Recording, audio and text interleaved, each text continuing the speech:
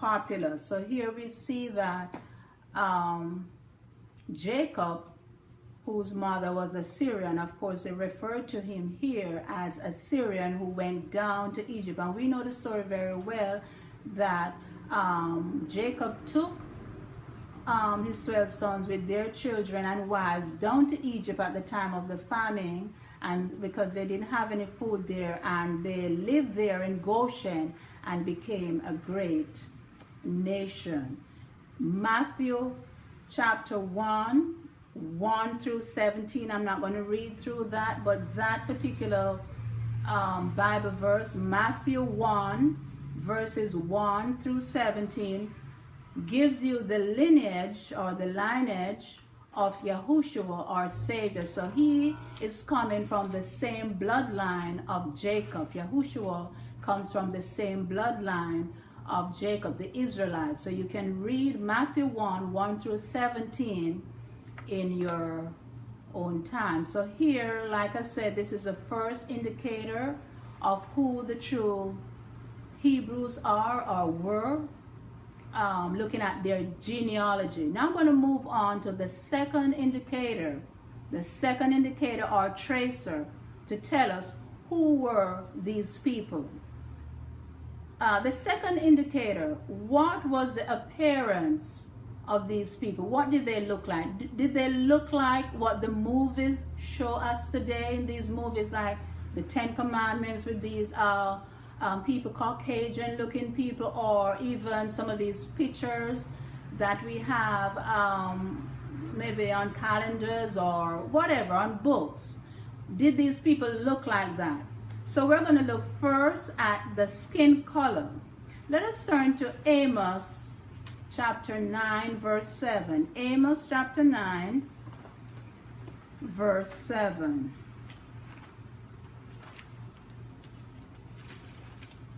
Amos chapter 9 verse 7.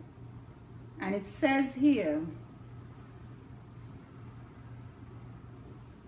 "Are ye not as children of the Ethiopians unto me, O children of Israel, saith Yahuwah? Have not I brought up Israel out of the land of Egypt, and the Philistines from Capta, and the Syrians from Ker?" So here the Israelites, the Hebrews, were likened unto the children of the Ethiopians. And today we can see the Ethiopians. We all know that they have dark colored skin, or they look like Africans, so to speak. And even if we have never been to Ethiopia, we have seen pictures of them, or we're seeing them in magazines. They have a dark colored skin. And of course, they do have, in fact, just recently I was watching a YouTube video, and there was an Ethiopian young woman who actually had light-colored skin. So the fact of the matter is that because of, what should I say, cross-breeding over the years, skin colors have changed. You know, skin colors have changed somewhat for these people in Ethiopia. Now, the Ethiopians, they came from Ham's family in Genesis 10. They are from the lineage of Cush. The Ethiopians are Cushites. Ethiopian comes from the word meaning burnt face. Ethiopian comes from the Hebrew word meaning burnt face. Let us look at Exodus 4 verses 6 through 7. Exodus 4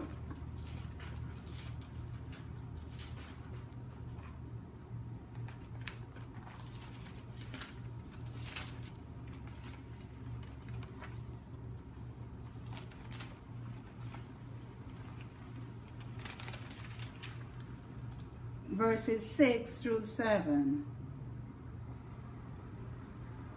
And Yahuwah said furthermore unto him, Put now thine hand into thy bosom. And he put his hand into his bosom, and when he took it out, behold, his hand was leprous as snow. Where are you at? Exodus 4 6 through 7. And he said, put thine hand into thy bosom again. And he put his hand into his bosom again, and plucked it out of his bosom, and behold, it was turned again as his other flesh. Now, let me just give you a little backup here. This was when Yahuwah sent Moses down to Pharaoh to tell Pharaoh of Egypt to let his people go, because they were in slavery back then in Egypt.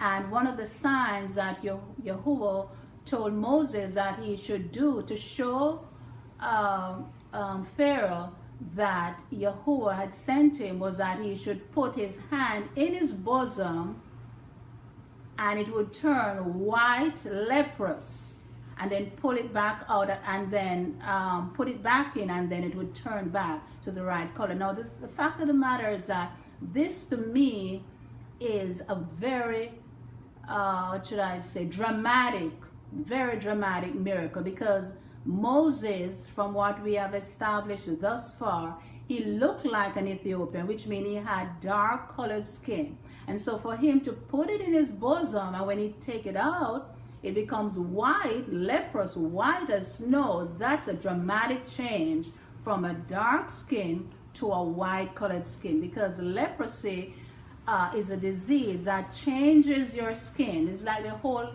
pigmentation of your skin becomes white. If you have a black skin and then it becomes white, it is very dramatic. So that to me would tell that the skin was dark before he put it in his bosom. Lamentation 5. Lamentation chapter 5, verses 10.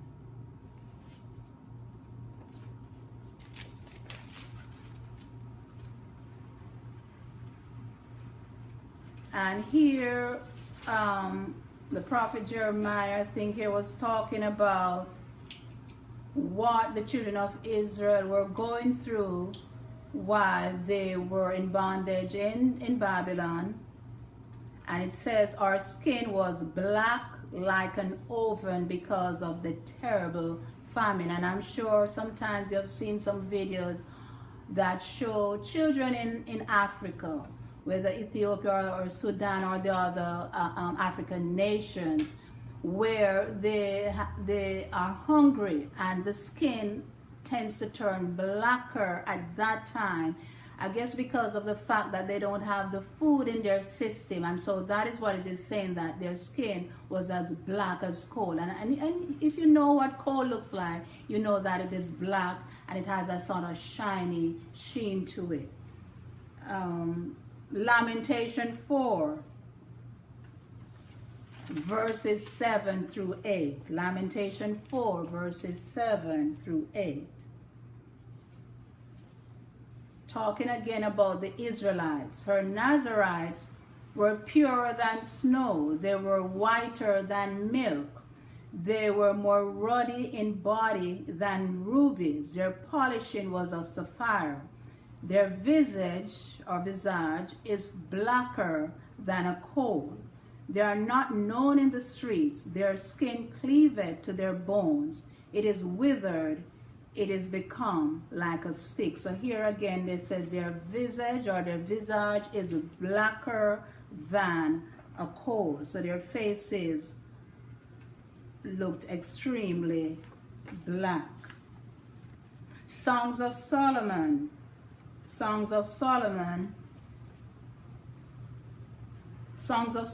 chapter 1, verses 5 through 6. And here Solomon, the son of David, was speaking. Songs of Solomon 1, verses 5 to 6. I am black, but comely, O ye daughters of Jerusalem, as the tents of Kedar, as the curtains of Solomon. Look not upon me, because I am black. Because the sun had looked upon me, my mother's children were angry with me. They made me the keeper of the vineyards, but mine own vineyard have I not kept. Now, when I looked up the word black here, in Songs of Solomon 1:5-6, when I looked it up in the Hebrew, it's number 7838 in the Hebrew, and the word is shakor. And as I say, I hope I'm pronouncing it properly, shakor. And it means dusky, jetty, black. And when I thought of the meaning jetty, I remember back in the days, like in Jamaica, sometimes some of the children who would come to school, and the ones that were really black in color, skin color, we would say, oh, you have a jet black color, you're jet black, because the very black children, we would say they were jet black. So Solomon was not only black skin or dark skin, he was a jet black, you know, the real black that has a sheen to it. The next thing, while we talk about their appearance, we just look at skin color. I'm going to move now to their hair. What did these original Hebrews, what did their hair look like? Now, from what I gather, and I'm going to share the text with you, the Hebrews had their hair, either they had locks, locked hair, or they had plaits, or they would shave their heads. And I'm going to give you some text to tell you why I have these ideas. Songs of Solomon, chapter 5.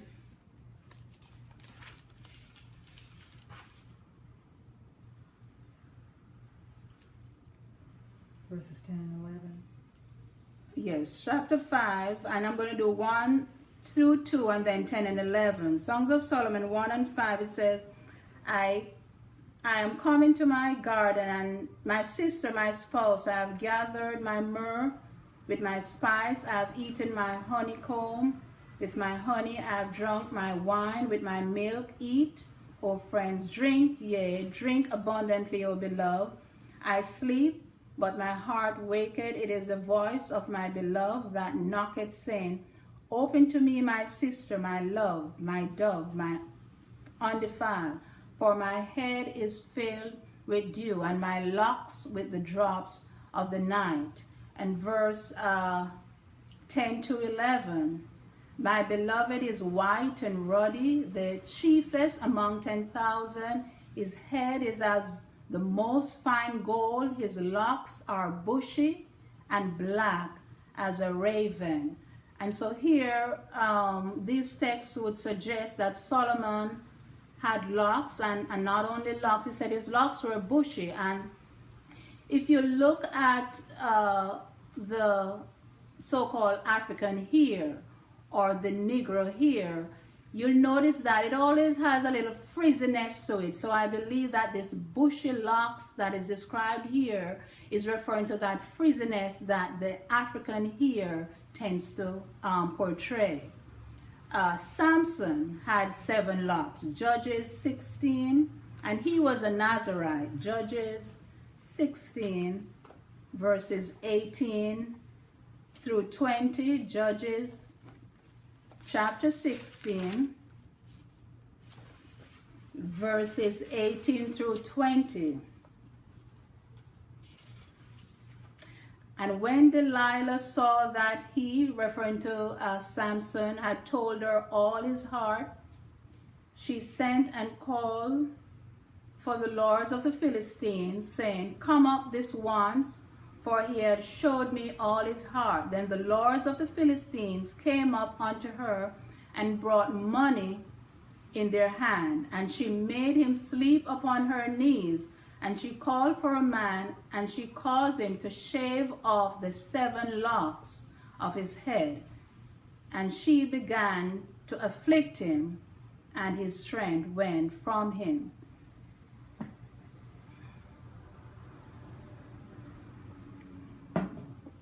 So here, Samson, who was a Nazarite, and we know the story very well, that an angel from Yahuwah appeared to his mom before he was actually born. and told